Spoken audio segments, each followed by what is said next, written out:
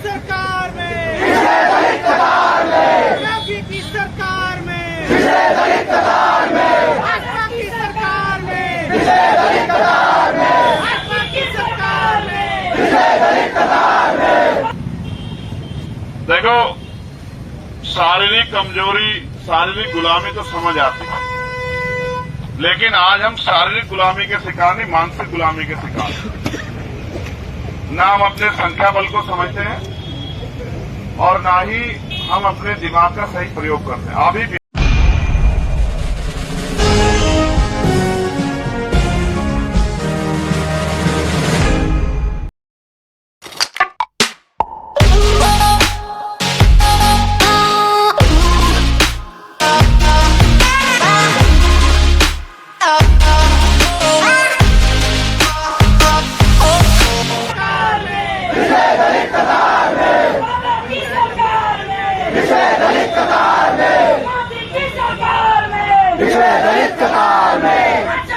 नियुक्ति दो, नियुक्ति दो, नियुक्ति दो, नियुक्ति दो, नियुक्ति दो, नियुक्ति दो, नियुक्ति दो, नियुक्ति दो, नियुक्ति दो, नियुक्ति दो, नियुक्ति दो,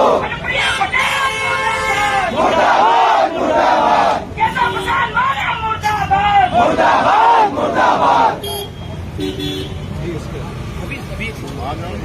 अरे ठीक है, ठीक है, थोड़ा सा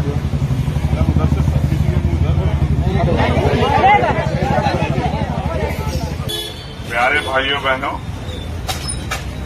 पिछले लंबे समय से 530 दिन एक बहुत बड़ा समय होता है और आप जो लड़ाई लड़ रहे हैं, किसी का अधिकार छीनने की लड़ाई नहीं। आपने जो मेहनत करके और आपके माता पिता ने जो एक एक पैसा जुटा के आपको इस काबिल बनाया कि आप कंपटीशन पास करें और रोजगार करें, और जब आपने अपनी मेहनत से कंपटीशन पास भी कर लिया और आप रोजगार के करीब भी आ गए, तो सरकार और उनके षड्यंत्रों ने आपसे आपकी नौकरी छीन ली। मैं चाहे देश के किसी भी कोने में रहूं, लेकिन जब जब आपके आंदोलन चलते हैं मैं आप लोगों को देखता रहता हूं। मुझे इस बात का दुख है कि नेताओं के साथ साथ मेरी शिकायत ये समाज से भी है। इतना बड़ा समाज है हमारा उत्तर प्रदेश में, अगर एक बार भी समाज अंगड़ाई ले लेता तो मुख्यमंत्री जी उसी दिन मान लेते। लेकिन मुख्यमंत्री जी भी इस बात को समझते हैं कि भाई ये बहुत समझदार लोग नहीं हैं और इनके लोग भी इनके साथ नहीं है। चाहे इनके ऊपर लाठी चला लो, चाहे इनको गाली देके अपमानित कर लो, चाहे इन बच्चों के कपड़े फाड़ दो, चाहे मारपीट करो, चाहे अपशब्द कहो, चाहे उठा के फेंक दो, चाहे थाने में पकड़वा दो, इनकी कोई सुनने वाला तो है नहीं। देखो, शारीरिक कमजोरी, शारीरिक गुलामी तो समझ आती है, लेकिन आज हम शारीरिक गुलामी के शिकार नहीं, मानसिक गुलामी के शिकार हैं। ना हम अपने संख्या बल को समझते हैं और ना ही हम अपने दिमाग का सही प्रयोग करते हैं। अभी बिहार में जातिगत जनगणना हुई और आप सबने देखा होगा कि 90% से ज्यादा आबादी बिहार में दलित, पिछड़े, आदिवासी, मुसलमान, जैन, सिख, बौद्ध यानी कि एससी, एसटी, ओबीसी और माइनॉरिटी के लोग भी। यहां 10% आर्थिक आधार पर आरक्षण पास हुआ, आपने देखा। अब जिनके लिए हुआ उनके समाज ने शायद एक दिन में आंदोलन न किया हो, लेकिन हमारे नेताओं ने बढ़ चढ़ के उनका समर्थन किया। कोई कहता 20% मिलना चाहिए। अब ये जो आंकड़े आए, इनसे क्या पता लगा कि उनकी आबादी 10% भी नहीं है, 10% आबादी नहीं है और 10% रिजर्वेशन मिल गया। तो यानी कि जो बच्चा अभी बालिग भी नहीं है उसके लिए भी नौकरी का इंतजाम हो गया। और आपकी आबादी 90% है और जो हिस्सेदारी आपको मिली है 49%, 49.5%, उसको भी ये लोग छीन ले रहे हैं। तो इसका मतलब जो नेता यहां बैठे हैं उत्तर प्रदेश की विधानसभा में या उत्तर प्रदेश से चुन के जाके जो लोकसभा में बैठे हैं, वो सिर्फ अपने निजी स्वार्थ का काम आगे बढ़ा रहे हैं। अगर वास्तविकता में वो समाज के लिए राजनीति कर रहे होते तो आपकी लड़ाई लड़ते। आपको क्यों बैठने देते? आपने तो वोट दिए ना उनको।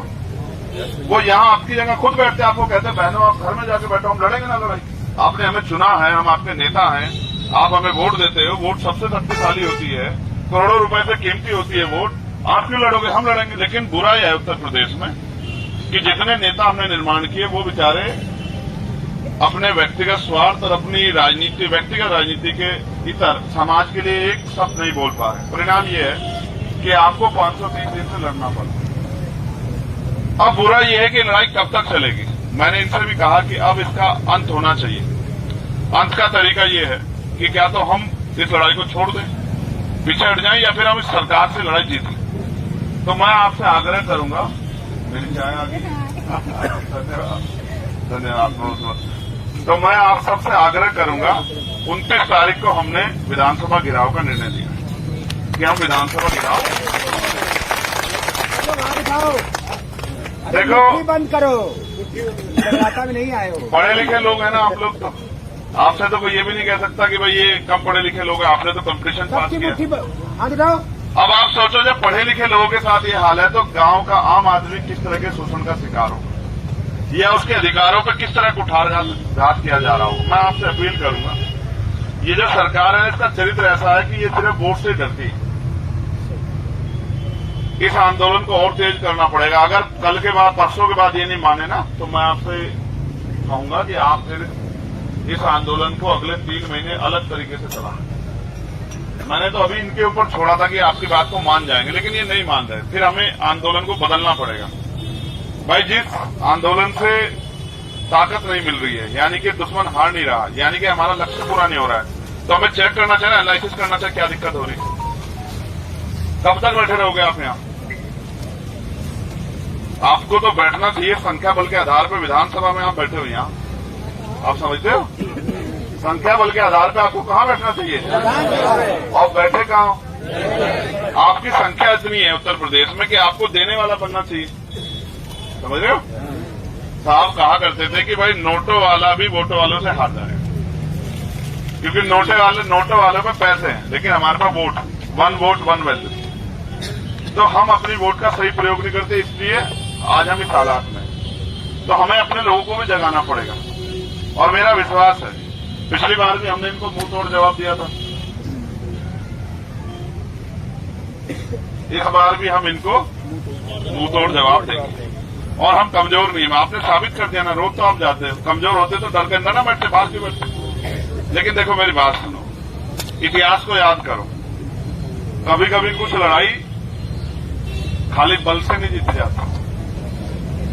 भाई आप देखो ना, शहीद आजम सरदार भगत सिंह ने 56 दिन भूख हड़ताल करी, तब जाके निकम्मी अंग्रेजी सरकार झुकी ना। अगर पहले दिन उनको एहसास हो जाता कि ये 56 दिन तक लड़ सकते तो पहले दिन नहीं मान जाती क्या? वो आपका हिम्मत, आपकी ताकत चेक कर रही। और गूंगे बहरे नेता क्या लड़ेंगे आपकी लड़ाई? आप जाते हो, वो आपसे फोटो खिंचवाने से भी डरते हैं, आपकी बात तो क्या कहेंगे। मैं आपसे लिख के कहता हूं, मुझे ऐसा लगता है हम अपनी हालात के जिम्मेदार खुद हैं। अगर हम समझदार होते और जिम्मेदार से काम करते, हालात थोड़ा ही होती। अब 24 का चुनाव आ रहा है, चुनाव नजदीक, आप चिंता मत करो। अगर आप डटे रहे ना, तो ऐसे जैसे प्रधानमंत्री हाथ जोड़े थे ना, आपको याद है किसानों के आगे, अगर मुख्यमंत्री आपके आगे हाथ ना जोड़े तो मैं राजनीति करना छोड़ दूंगा। पिछली बार भी 22 का चुनाव नजदीक था, आपको याद है 22 का चुनाव नजदीक था, तो हमने एक आंदोलन में इनको हरा दिया था यहाँ, याद है ना आपको? बाहर नहीं आया थे उस दिन हमने, अंदर से। इस बार तो हम बाहर आएंगे, चाहे ये लखनऊ की जेल बड़ी करा ली, ये भी जेल ही थी पहले, आपको पता नहीं है। ये जो इको गार्ड है ना, पहले जेल हुआ करती थी, पुरानी जेल है। अभी तक आप जेल के अंदर आंदोलन चलाते हैं, अब इस आंदोलन को बाहर आप ले आए हो। अब इस आंदोलन को 29 तारीख को विधानसभा लेके जाना है, और उसके बाद अब ये गली, गांव, मोहल्लों में, नगरों में अब इस पर चर्चा करानी है और ये बताना जो सरकार हमारा संवैधानिक अधिकार हमें दे रही, वो अलग से क्या दे देगी? भाई ये जो योजना चलाने की बात करते हैं, पैसा कहां से लाते हैं? आप ही के टैक्स से तो पैसा है। टैक्स का पैसा आपका दोनों हाथ से लुटा रहे हैं और फिर भी आपके अधिकार नहीं देना चाह रहे हैं। इसलिए आपसे आग्रह करूंगा, एक तो 29 तारीख में आप जोरदार तरीके से जुटे, ठीक है? पुलिस से हमारी कोई लड़ाई नहीं है। पुलिस में भी तो नेताओं के बच्चे कहाँ हैं पुलिस में, आप बताओ ना। सारे हमारे तो लाठी मारते हुए उनको तकलीफ होती है, मगर क्या करें, वो जो नौकरी करते हैं सरकार की करते हैं, कल आपकी सरकार होगी आपकी नौकरी करेंगे, समझते हो।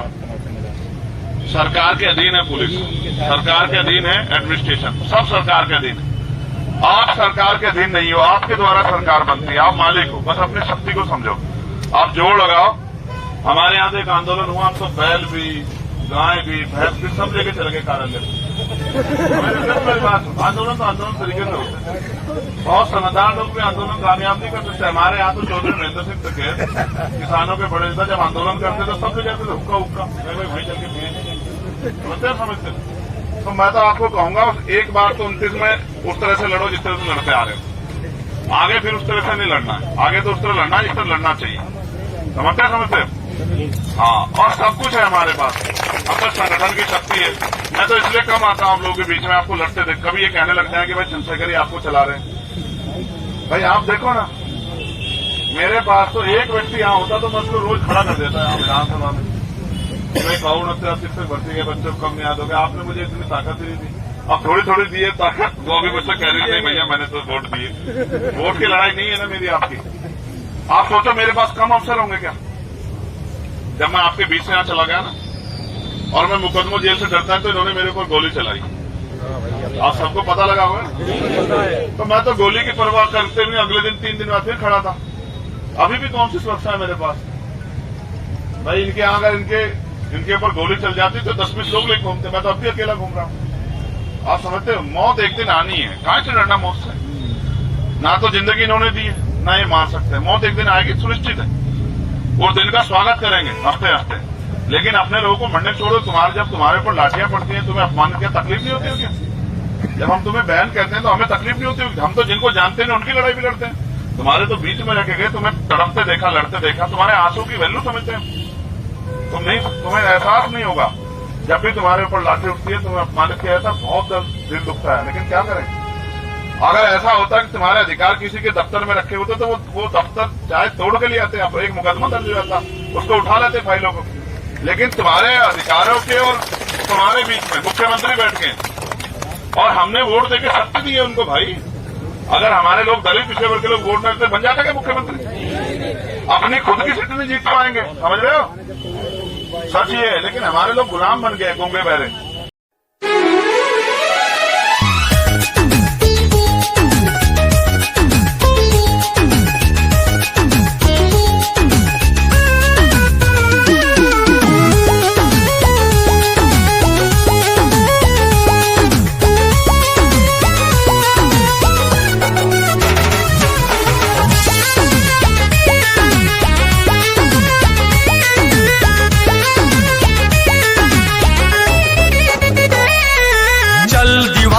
चलता चल, चलता चल तू चलता चल,